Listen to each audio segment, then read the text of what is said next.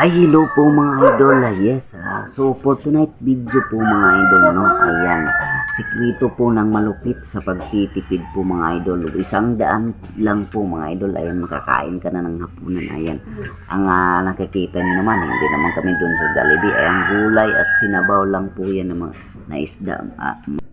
Sa 100 po mga idol, may kasama na po yung kinilaw. Ayan, pipino, kinilaw po yan na hilaw. Ayan, may konting lagi kasi mahirap na maubusan tayo. Wala na tayong madudukot. Ayan, ang ulam naman namin, ayan, may mga gulay at saka sibuyas mga idol. Ayan, sa yung kamatis naman pinapakita ko, isikreto yun para palagi tayong BBP sa ating mga at so yun po mga idol, sana nag-enjoy po kayo sa aming pagkain. Ayan, pagkain na sobrang busog at nasasarapan na rin po kami mga idol. Ayan po mga idol, no?